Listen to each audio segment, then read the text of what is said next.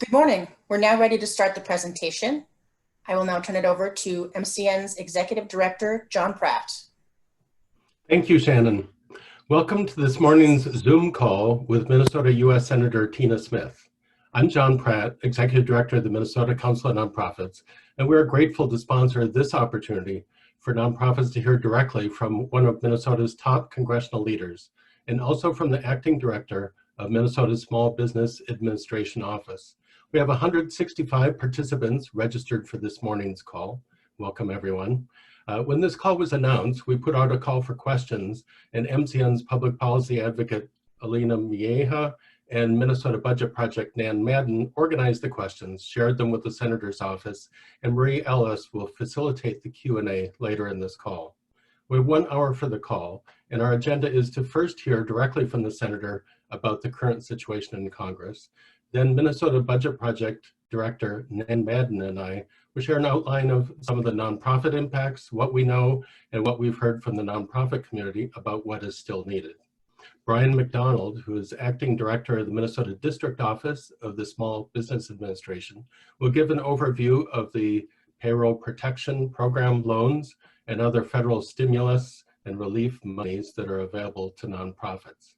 The final section will be a Q&A with the Senator and Brian McDonald, moderated by Marie Ellis, using the questions submitted previously, as well as there is a Zoom chat feature, so you can post questions or comments.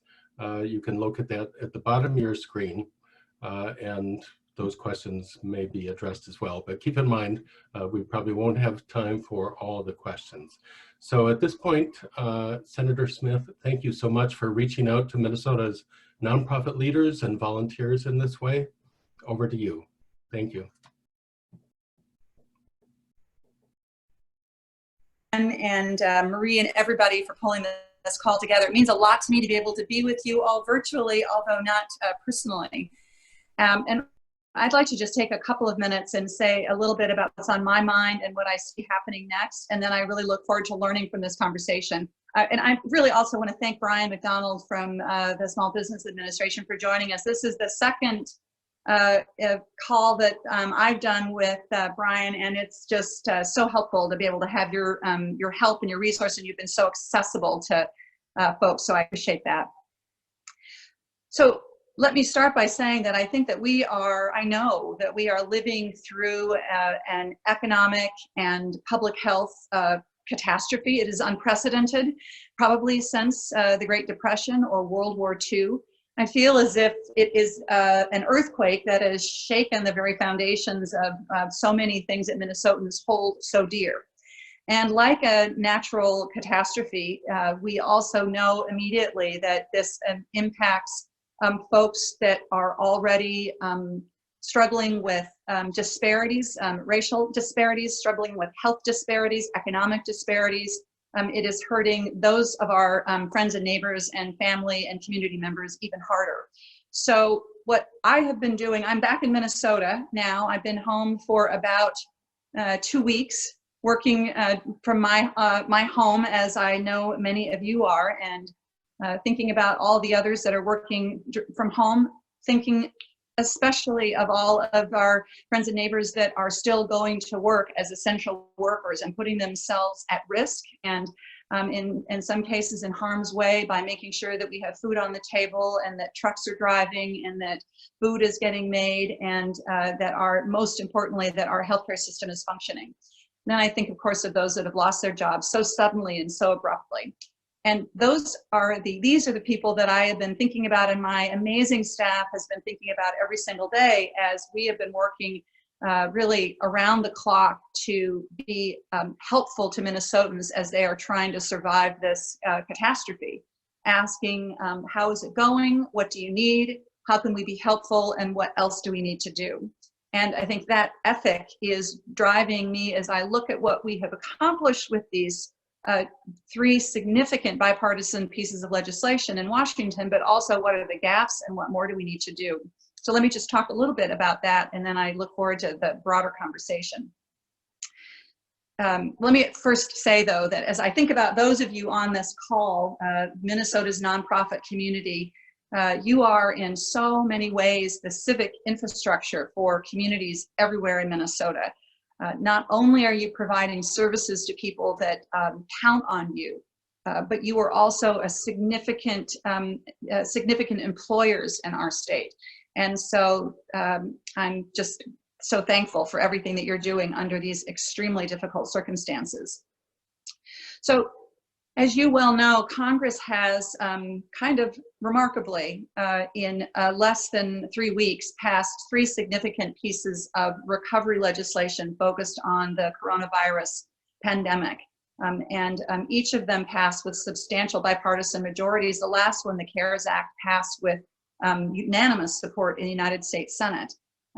Underneath that unanimity, there were significant fights that had to happen to make sure that resources got where we thought that they needed to get. And in that work in Congress, my big priorities were, one, to make sure that our healthcare system, broadly defined community clinics as well as hospitals, have resources to be able to fight this pandemic. We have made headway there, but we have a long way to go. And I want to especially hear from you, your thoughts on that. I am deeply concerned about the lack and the loss of mental health services in this time that we're dealing with and where we are right now. So that was my #1 priority. My second big priority, in no particular order, was getting urgently needed support to individuals through direct payments. I think we made also good headway there, not only in terms of the direct cash payments, but also in terms of the improvements that we made to the unemployment insurance benefits program that will help individuals greatly. And I'd like to hear how that's working for nonprofits and some of the unique circumstances that a lot of nonprofits have there and what we might need to do to improve that. And I know that there are also some gaps in that effort that we're working hard to fill, and I'd like to talk with you some about that, particularly gaps around adult dependents and how they can participate in, how they should be able to participate in the direct cash payments. And then the third thing that was a big priority for me was direct help to small businesses and nonprofits, and that's why it'll be great to have Brian on the call with us today to help explain how that works. I also am aware that there are gaps in what we have set up there, particularly as I've come to have conversations with larger nonprofits who are above the 500 employee limit and provide such desperately needed support for families and communities around Minnesota. And in COVID-4, the next package that we're already starting to work on, that is a gap that I'm already working to fill. So I'd like to hear from you about how you see that and what more we need to do. So as we're working hard to figure out how to implement those massive pieces of legislation that we just passed, and working closely with the administration, holding the administration accountable for a solid and efficient and urgent implementation, we are already looking towards what more we need to do, both in things that did not get done in the last packages and gaps that need to be fixed or filled. And so this conversation is very timely as we do that work, because I know that we'll hear from you, I'll hear from you about things that we need to be keeping uppermost in our minds as we move forward.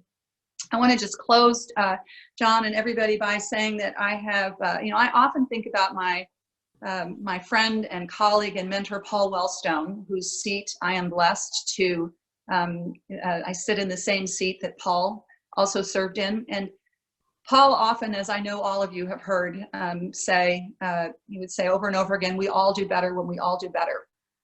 This moment in our history, it seems to me, illustrates that more clearly than anything I can ever see, because our health and our economic security and stability depends on us all coming together.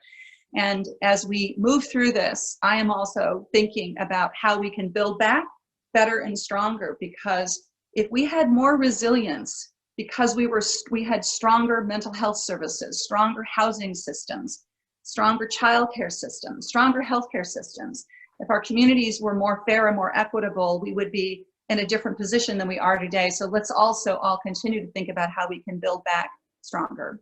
With that, I will stop expressing my gratitude to all of you and look forward to this conversation. Great, thank you, Senator. And as you said, we are learning a great deal through this process about what we didn't have before and how we can make this recovery appropriate and effective and do better. And this is still the early part of the crisis, so we appreciate sort of an early chance to hear from you. and we appreciate that you've reached out to include Minnesota's nonprofit community at this time. So Nan Madden, who's director of the Minnesota Budget Project, and I would like to share some additional nonprofit and community perspectives on some of the issues, including what is next.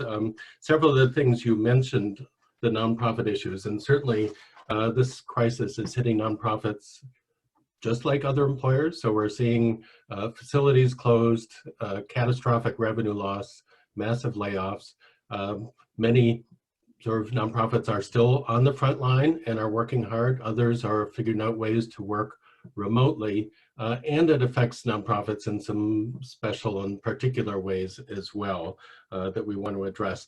Looking back at the CARES Act, actually, in many ways, this is a sort of a major move forward for the nonprofit sector that different from previous, actually even sort of other localized disasters, but also sort of the national recovery around the 08-09 recession, nonprofits were not fully included. And the CARES Act came closer to including nonprofits as full employers and full participants. Nonprofits represent 10% of the nation's workforce, 13% of Minnesota's workforce. So that part was a positive, and of course we realize this is just a down payment on sort of how to move past closures. There's still a lot of organizations that have a very grim future unless we can address some of the gaps that were left. You mentioned the 500 plus employers. Nonprofits have a very different employment structure for many of these organizations, and 500 definitely was not the right number for them.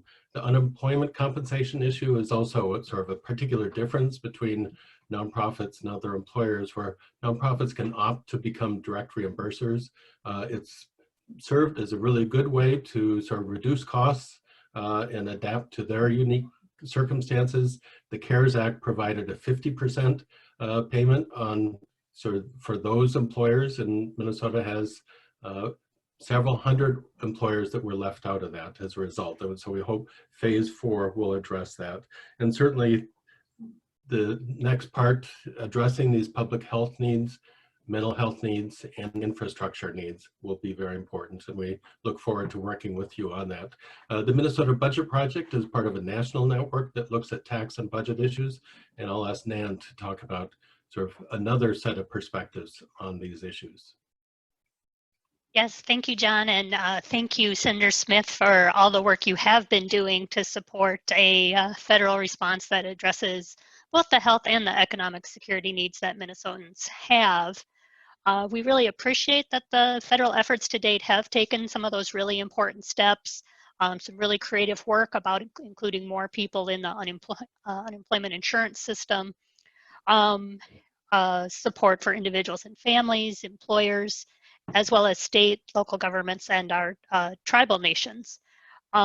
We agree with you that the policy response to date is not at the scale needed for the challenge that's before us. And again, as you said, that the crisis has really laid bare the inequities that already were present in our country. And there are too many ways where some of our neighbors have been left out, including communities of color and lower income people. We're also concerned that in addition to the public health crisis and related economic crisis, we are seeing a state fiscal crisis emerge. We're waiting for some more up-to-date projections. Predicting what's going to happen is challenging, but we expect the state of Minnesota to face budget deficits that will be measured in the billions of dollars, and all of these threaten the ability of our neighbors to thrive. I really appreciate the priorities you have already named going into the discussions for the next round of stimulus, and some of the things we hope that you will carry into that discussion include, first of all, more fiscal support to states, as well as local governments and tribal nations. You know, with states having to balance their budgets and facing a big revenue hit in tough times, it has been the role of the federal government to provide additional funding for states so they can continue to meet both emerging needs and ongoing priorities. We think that funding really needs to be more flexible and last through the duration of the economic crisis, not blink off when the public health emergency ends. So we're looking for things like a further increase in the Medicaid matching rate, and unlike the CARES Act, not penalizing states like Minnesota who have done the right thing and expanded Medicaid to cover more folks, as well as boosting individual funding streams for important things like childcare and housing and homelessness programs. Secondly, a boost in funding for SNAP. And I think, that's a big win-win that both helps Minnesotans put food on the table and boost consumer spending and support our local businesses and grocers. Third, as you mentioned, we're really interested in making sure all Minnesotans receive the recovery rebates, not only the older dependents that you mentioned, but also our immigrant families that were left out, and also to continue the work to ensure that as many people as possible can get those payments sent to them directly rather than have to go through an application process. Fourth, we'd like to see something like the TANF emergency fund that was used in the last downturn that could be used to provide cash assistance and other support to folks who have the least resources and are struggling to pay the bills. And then we echo what you've said about the need for more work on healthcare, and would like to add more measures to expand healthcare coverage under Medicaid and the ACA. I think if nothing else, this crisis is really emphasizing the importance of everyone being able to get the healthcare they need for themselves and to keep their communities safe. And how do we make sure people continue to have coverage even with these high rates of job loss? So we appreciate the opportunity to share those concerns. I know there's a lot of overlap in priorities there. And I think now we are turning it over to Brian McDonald from the Small Business Administration. Okay, great. Thank you so much. Can you guys hear me okay? Now, I'm just going to do a couple opening remarks, and then I'm going to launch into a slideshow that I have on PPP and some other SBA programs. But first of all, I just wanted to say thank you to John and Senator Smith and the team from MCN on your leadership. And SBA is doing everything we can and working hard with our partners to provide critical financial assistance and technical assistance in all of our communities. In Minnesota alone, that is for over 500,000 small businesses and 400 SBA lenders, and that number is growing each day.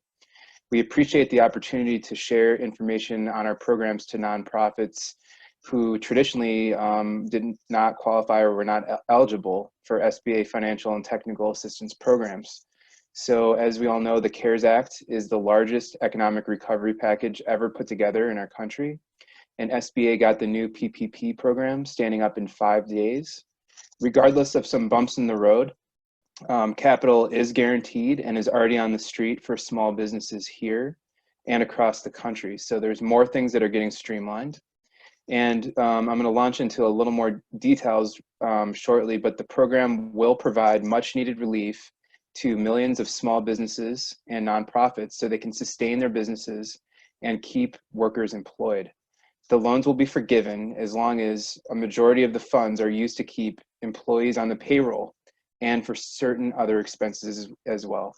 So for small businesses, nonprofits, and lenders, if you need a document, we recommend you go to sba.gov/PPP, and that's where it's going to be for this program. So that includes guidance documents, forms, FAQs, and everything else. And that website is changing daily, if not more throughout the day. So I just wanted to give a quick summary on what our office here. I'm local to the Minnesota SBA District Office.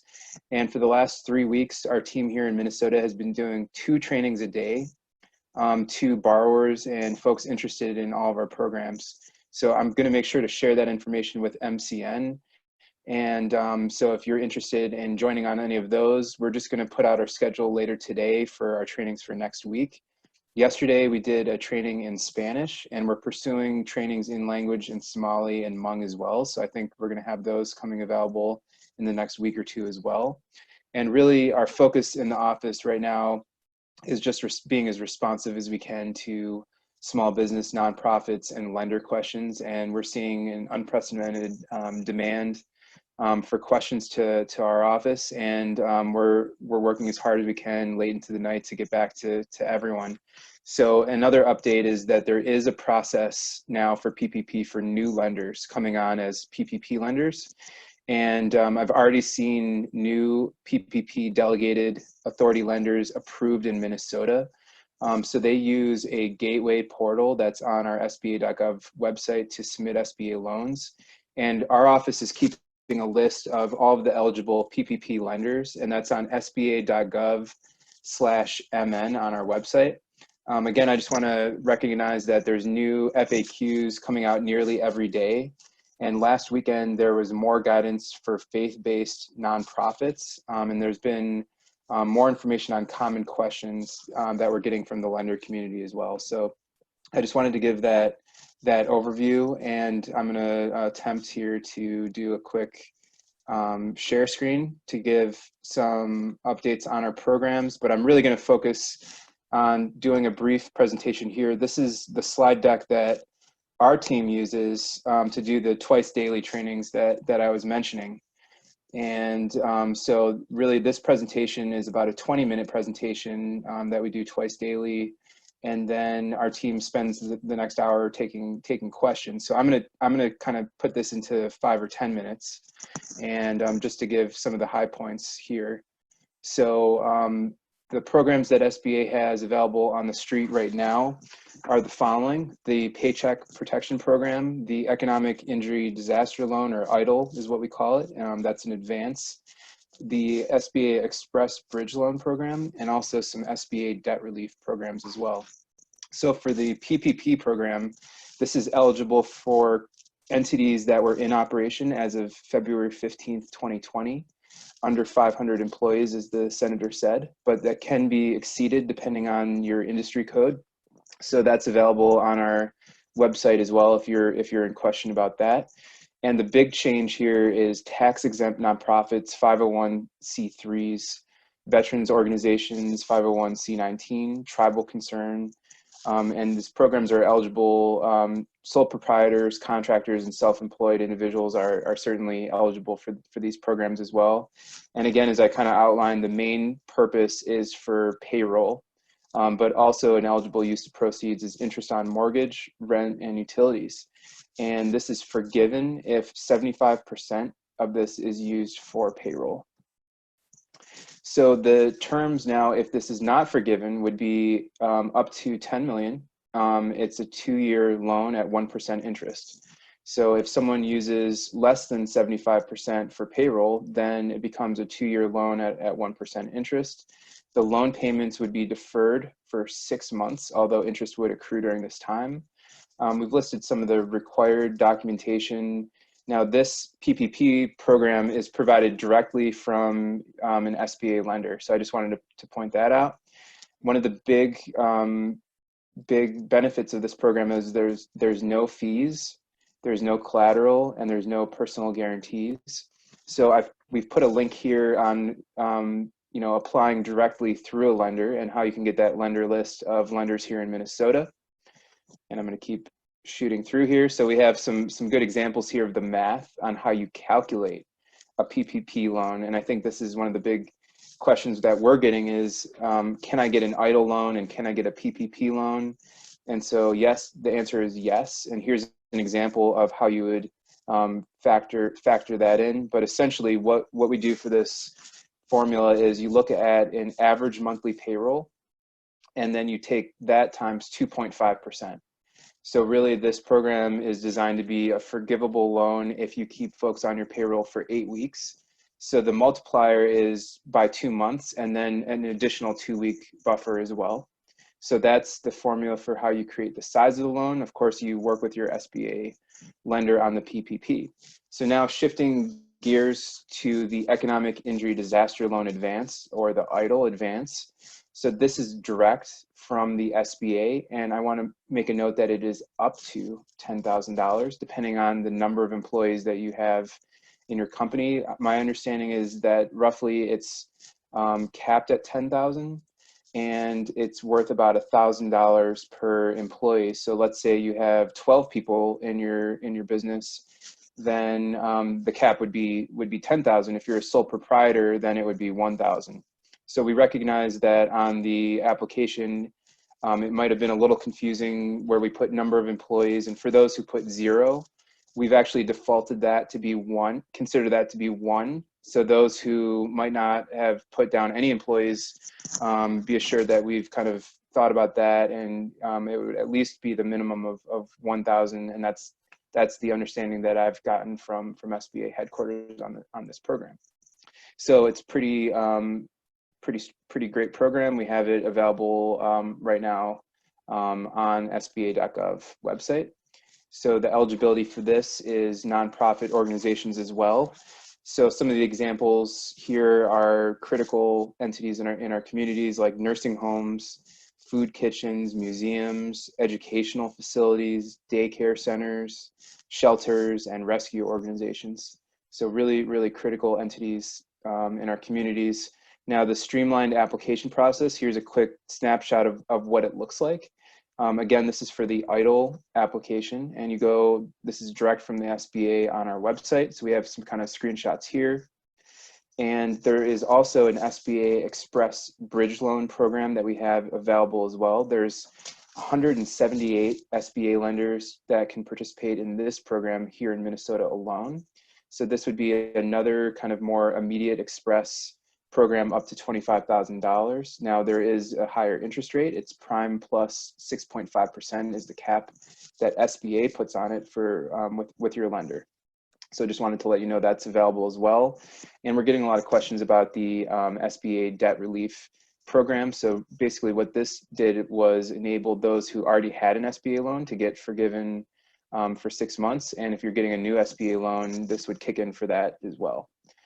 So I wanted to just quickly share other great technical assistance resources here in Minnesota. And technical assistance can be some of the most valuable resources out there. And we have great small business development centers, SCORE mentors, and women's business centers throughout the state here in Minnesota. When we do our twice daily training, we list some other financial and technical assistance resources. And I would be remiss if I didn't warn everyone of scams and fraud schemes that are out there right now, and to really be on the lookout for that. Now we have some information here that we're not going to call and text you without reference to a loan number, and so you may be contacted by SBA, but they would have a loan number to reference with you. So just to put that out there as well. The best recommendation that I have for getting a hold of us, given the volume that we're seeing, is this minneapolis.mn@sba.gov email, and I have a few staff members who are monitoring that throughout the day. I would recommend that everyone sign up for our updates at sba.gov/updates as well. So I'm going to turn it back over. Thank you so much. Hi, everyone. This is Marie Ellis. I'm the Public Policy Director at the Minnesota Council of Nonprofits. First of all, thank you, Brian, and thanks to you, Senator Smith, for making time to connect with nonprofits today, and specifically for proactively reaching out to us. We really appreciate that. We asked nonprofits throughout the state to submit questions, and we got some really good ones. So let's start with a big one. I think this one is to Senator Smith. What are your priorities for a 4th stimulus package? And can you especially speak to any additional support for nonprofits? Great. Well, thank you very much. And great job, Brian, on giving that overview of how the PPP program works and the other small business and nonprofit supports that SBA is providing. I really, I learn something every time I listen to you talk about what we were able to do here. With regard to a COVID-4 package, let me just say a few things and then we can dive into it as deeply as you want. And I'm going to kind of go off of some of the things that Nan specifically talked about, because I think that gives a way of getting into this question. First, when it comes to nonprofits, my big priority is to address this discrepancy that is if you have more than 500 employees, and what we can do to help larger nonprofits. And as I indicated earlier, we're already working on that. I've already had conversations with our leadership on the Democratic side, and I see this as an issue that is going to be coming up in states all over the country. And so we ought to be able to develop a bipartisan consensus about what to do about this. There are so many large nonprofit providers that are providing just essential services. So that is, I think, one of the top things on my list. I'm really interested in hearing more about how the unemployment insurance benefit that you're discussing for self-insured organizations like nonprofits, how we can make that work better. You know, as you indicated in the CARES package, we did get that up to a 50% reimbursement. So let's keep on talking about what more we could do on that issue. That seems really important.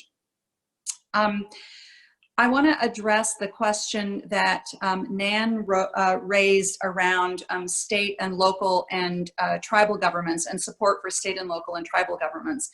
This is a top priority for me, and it is also a top priority for Speaker Pelosi and Senator Schumer on the Democratic side. And in fact, yesterday, if you saw a little bit of a skirmish on the floor of the Senate, this is in part what it was, that we want to be sure that we continue to support the small business and nonprofit efforts in the stimulus package, but we also don't want to forget about the urgent needs of local governments as well. And thanks to the COVID package, we believe that next week Minnesota will be seeing something like $2 billion.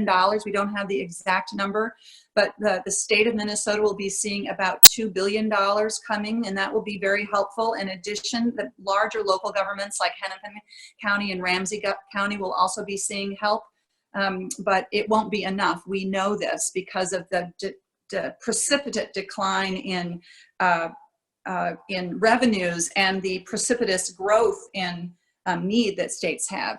I want to especially call out tribal governments because tribal governments are, we fought hard to get a specific set aside for tribal governments in the CARES package, but we are stymied right now because there is this limitation on how those dollars can only be used for COVID specific response. And of course, that doesn't address the lack of the decline in revenue and the decline in employment that we see with tribal nations. So that is a big priority.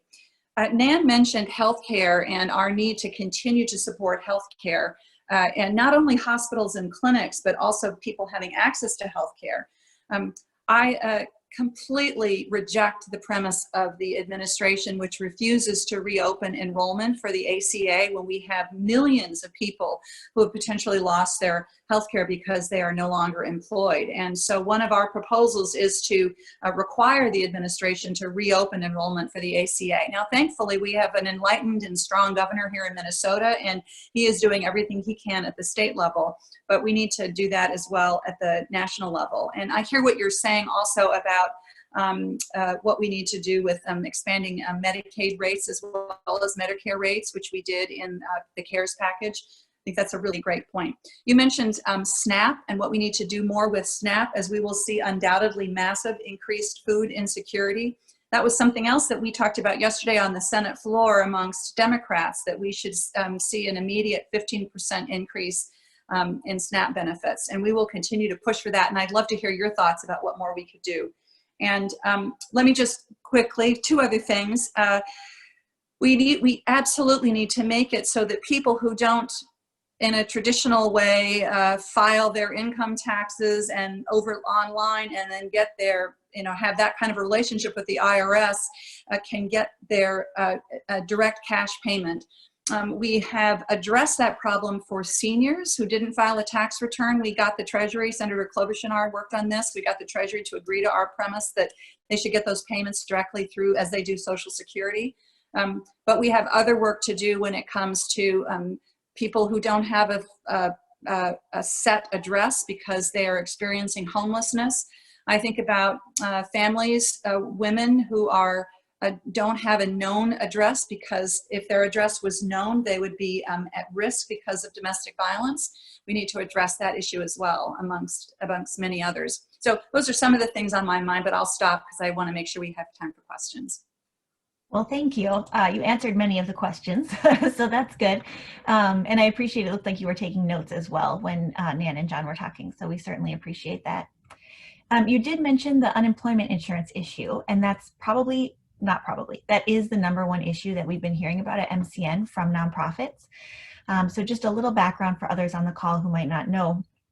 Nonprofits can choose whether to be self-insured for the purposes of unemployment or use the state system, and that's called being a tax-paying employer.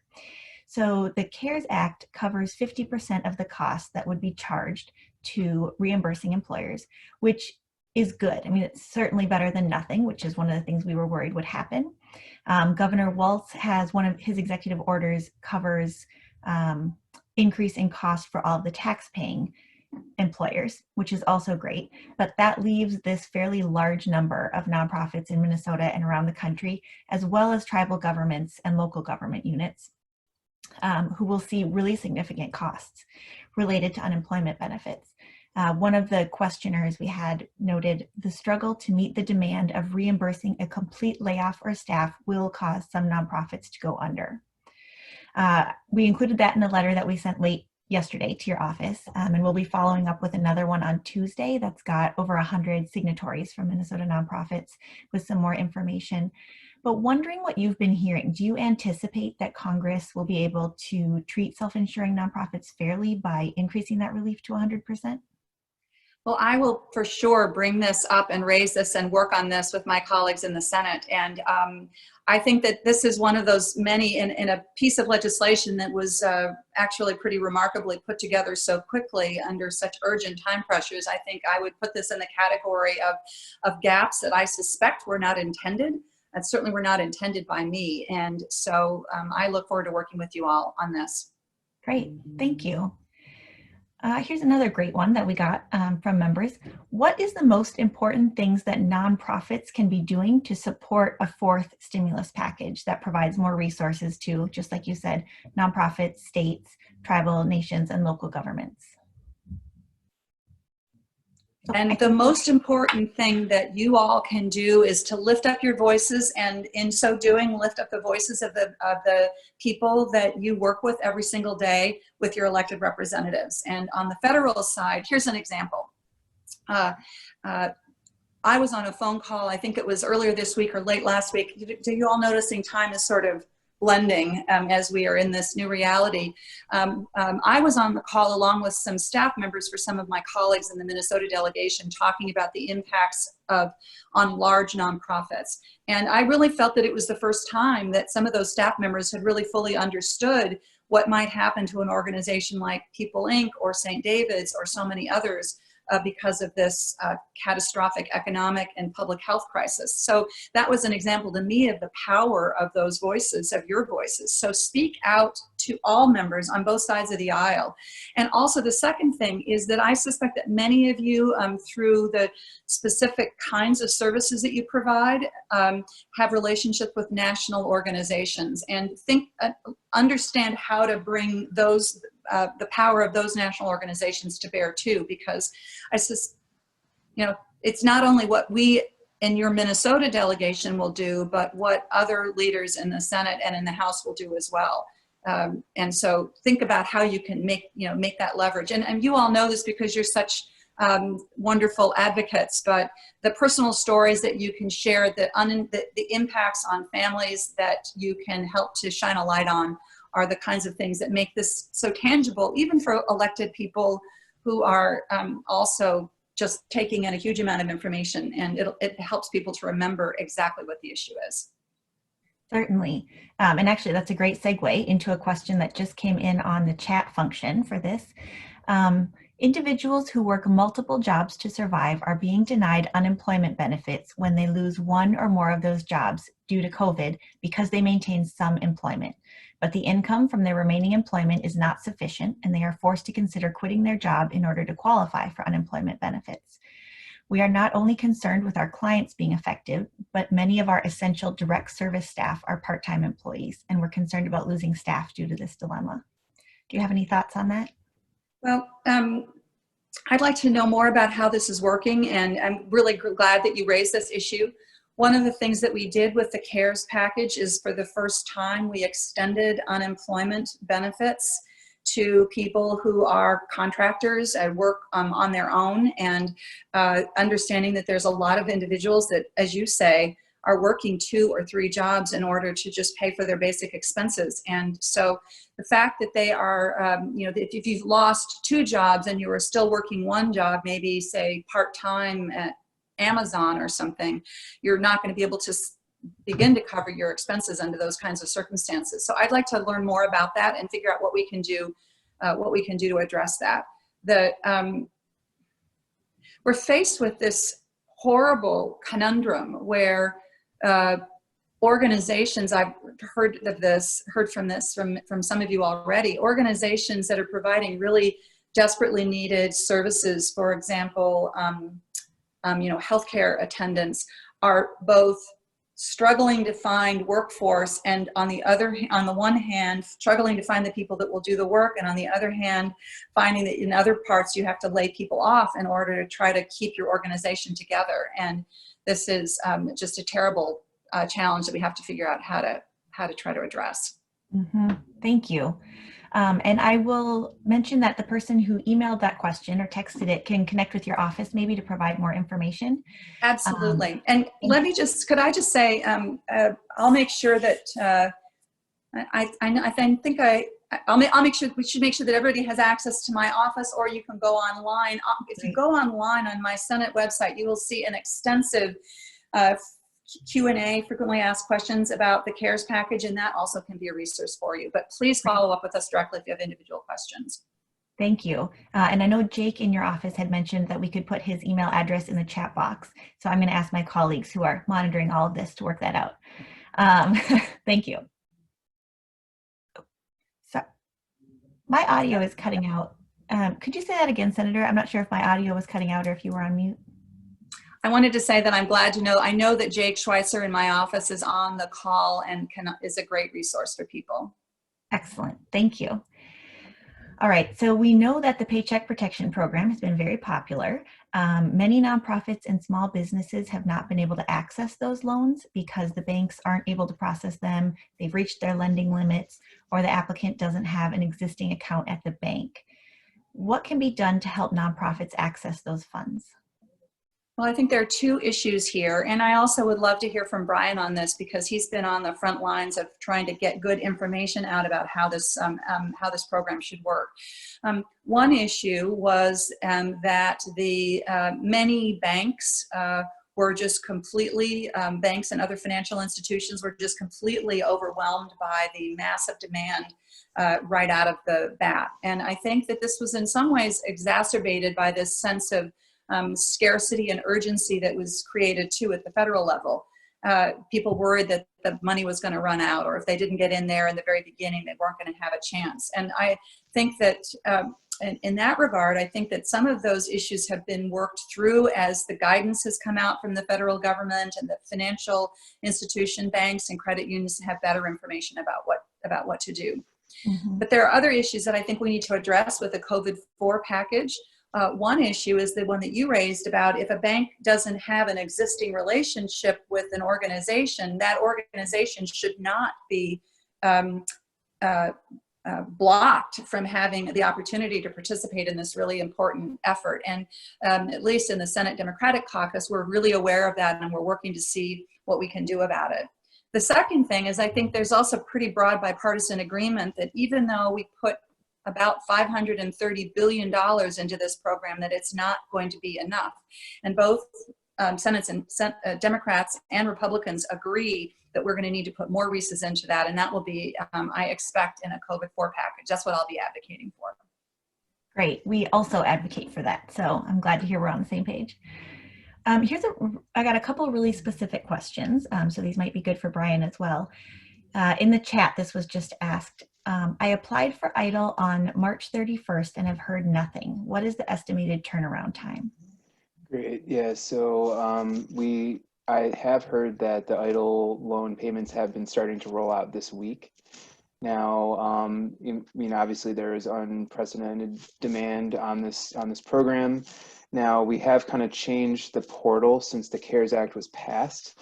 So there's been some enhanced features and added capabilities on the end of SBA. So I think it's based on the time that you've submitted your application into the system. So my understanding is those should be coming soon. And we realize how critical it is to get it out as quickly as possible. And I just wanted to tag on to the Senator's comment from the previous question. PPP loans are being made right now. And we are getting reports that loans are actually closing currently as well. And I just wanted to emphasize our best recommendation that our team is giving here to Minnesota entities is to pursue PPP first and foremost, because that's going to be the quickest source of funding, and the forgivable nature of the program design is extremely favorable. And of course, we have the EIDL advance as well. So I appreciate everyone's patience on that. And hopefully those advances will be coming soon. Great, thank you. And another really specific one that might be best for you, Brian. Are water bills and garbage bills allowable utilities that can be paid out of the forgivable PPP funds? And then also, is a quarterly workers' comp premium an allowable payroll cost that can be paid out of those forgivable PPP funds? So you may need to repeat the second part of the question for me, Yep. but with someone else. So the basically, in terms of what is qualified, it is for payroll first and foremost. So that's really the focus on PPP. Now, other eligible use of funds that is written include interest on mortgages, rent, and utilities. And then I'm not sure if I caught the second part of the question, Marie. The second part was about workers' comp payments. Quarterly workers' comp premiums, are those an allowable payroll cost? Now, what I can say is I know that I'm going to follow up with MCN on some of these types of questions to try to get clarity on that. So okay. right now, I don't, off the top of my head, I can't answer that. That's fair. It's pretty specific. Thank you. In just the last 24 hours, I've heard from multiple different nonprofits whose income is entirely from charitable gambling. These are a lot of the much smaller civic organizations. They're not eligible for the PPP loans because more than 1/3 of their revenue comes from legal gambling. So 2 questions on that. One, and this is probably to Senator Smith, President Trump has remarked that he favors removing that restriction on the PPP loan. What can you tell us about the likelihood of that happening? Well, I have to say, although I'm certainly very familiar with Minnesota's charitable gambling organizations, I hadn't heard about that issue. And so I'm glad to have that raised, and we will for sure look into that and see what the, see what the opportunities are. Great, thank you. It was new to me as of yesterday at about 4 o'clock as well. So yeah. Totally understandable, but I'm glad people are starting to come forward and let us all know what's going on. Mm-hmm. I think you talked about this a little bit, but it might be helpful to dig in a little deeper. With the big job losses happening, we're very concerned about Minnesotans losing their healthcare coverage. What is Congress doing to expand access to healthcare coverage and to provide resources to states like Minnesota that have expanded coverage under Medicaid? Yeah. Well, my core value is that healthcare is a fundamental human right and that everybody should have access to healthcare. What we are experiencing now is kind of shining a light on some of the challenges we have when healthcare is attached to your employment, and then your employment condition shifts dramatically, and you are, everything falls apart.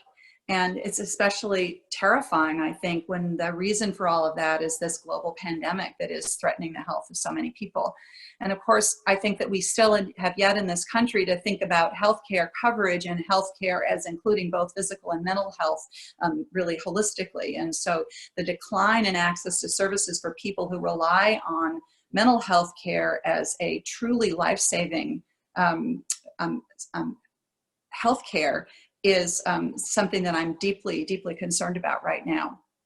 So what do we do about it? Well, I mentioned specifically that we need to, if President Trump won't do it on his own and he has the authority to do it, we need to compel the federal government to reopen the ACA exchanges so that people who have precipitously lost their health insurance can have access to health insurance. And as I said, I'm grateful to Governor Walz for the work that he's done here. We need to, in the CARES package, we have expanded payments for Medicaid and for Medicare. We need to see what else we need to do there. That's extremely important to local hospitals who, rural hospitals as well as big city hospitals who have such a significant portion of the patients that come in to see them being people that rely on those kinds of insurance, Medicare and Medicaid. We need to make sure that we need to keep on pushing. This is an issue directly related to COVID, but something that I think will help.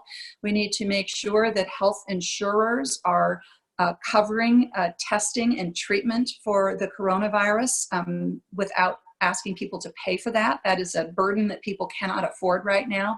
And I've been pushing legislation that would do that. We got some of that included in the CARE package. So that's another thing that I think that we should do. And as you said, I think you or Nan mentioned, for states like Minnesota that have expanded Medicaid to include more people, we shouldn't be penalized because we made that choice as we look more and more to Medicaid as a source of health insurance for people. The last thing I want to mention is that in the CARES package that we passed a couple of weeks ago, there was a lot of work that Democrats did on the issue of making COBRA work better for people who did have health insurance through their employer and then lost it. And we were not able to make the headway that we wanted to on that. So I think that's something that we have to continue to push on as well. But I'd be interested to know what others, and especially what MCN thinks about what more we should do. That's a great question. And what I will probably do is have Nan follow up with you after the call as well. Okay, I see Nan nodding. Great. Thank you. Yeah, thanks, Nan. Staying on the issue of basic needs, here's another question that came in. Without emergency rental assistance, this pandemic will create significant problems for both renters and property owners, including massive evictions, systemic foreclosures. It is especially troubling for nonprofit housing developers. The loss of rent revenue can mean the eventual loss of properties. Is rental assistance being discussed for the fourth package? And what can nonprofits do to successfully advocate for federal rent assistance? Thank you for that question. And yes, it is. This is an extremely important issue. I serve on the Banking and Housing and Urban Affairs Committee, and my colleague on that committee, Sherrod Brown, and I are working on this issue right now. The impact on nonprofit affordable housing developers is really significant. You've got that piece of it to consider. You've got the risks of massive evictions, as you've said, but just saying that somebody doesn't have to pay rent and then that puts the nonprofit developer at risk and the whole thing falls apart is not a very good solution either. We have to really think holistically about this.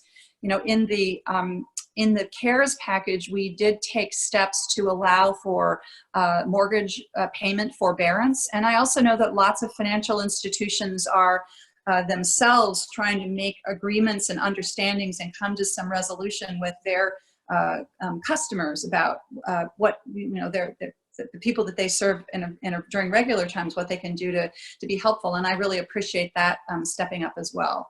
But short answer, absolutely, we're going to be looking at this, and I'm already working with Senator Brown on what we can do. I'd love to get your ideas about what you think would be useful. Okay, great, thank you. And again, for folks on the call who have specific ideas, I think Jake's email is probably in the chat, or if not, we'll send it out after the call. I also appreciate that you mentioned Senator Sherrod Brown, because he is the first U.S. Senator I ever met with when I started lobbying. So he's got a special place in my heart. One of my favorite people in the Senate. Okay, now this issue may not have hit your radar yet either. It's pretty specific. So 501c6 nonprofits, which are the nonprofit business associations, as well as C4s, I'll add, although it wasn't part of the original question, were specifically excluded from the PPP loan program and some of the other relief measures. So the person who wrote the question notes that the public purposes we serve of providing state-mandated education to our members, career development for youth, etc., are why we are deemed as nonprofits serving a public interest. Much of our revenue relies upon in-person gatherings that are now prohibited. We also face longer-term impacts on membership dues revenue as members deal with the financial impacts to their organizations. Do you expect to see any relief from the federal government for those 501c6 organizations? Well, this is also an issue that I was not aware of until I was getting ready for this call. And I think about how important 501c6 organizations are. In fact, I think just a minute ago, I said, rely on your associations to help you advocate for what it is that we need to be advocating for at the federal level. And that's just an example of it. And another example of how organizations that are losing their fee-for-service revenue streams are really particularly challenged. So I would be happy to work with you on this and to understand better why that was excluded and what we can do about it. Great. And fun fact for everyone on the call, C6s are business associations like chambers of commerce and national football leagues, but no other sport leagues. Why not? To make the law easier to understand. All right, next one. Given the current climate of social distancing, what is a recommendation for postponing events that needed to be rescheduled due to the pandemic? How soon do you think it would be appropriate to reschedule? Yeah. Well, this is in some ways the most frequently asked question, and in some ways it is the unknowable question. I thought that Governor Walz made a very wise decision to extend the stay-at-home orders until the 1st of May, and we can see that what we're doing is working. And so what happens as we move into the summer, I don't know. My sense of it is that what will happen is that there will be a gradual relaxing of requirements that we can't be out at all together, but that we are unlikely in the near term, meaning in the next 3-4 months, we're unlikely to see people going to the Twins games or going to 500 people fundraising events or big gatherings. A lot of this is contingent on how rapidly the federal government can get its act together around testing and also deployment of this antibody test, which will help us to understand who's been exposed to the coronavirus and for whom is it safe to go back out. And every single day, my colleagues and I are putting, trying to get some accountability for what is happening with that testing, because that will be a very important part of what allows us to be able to resume normal economic activity.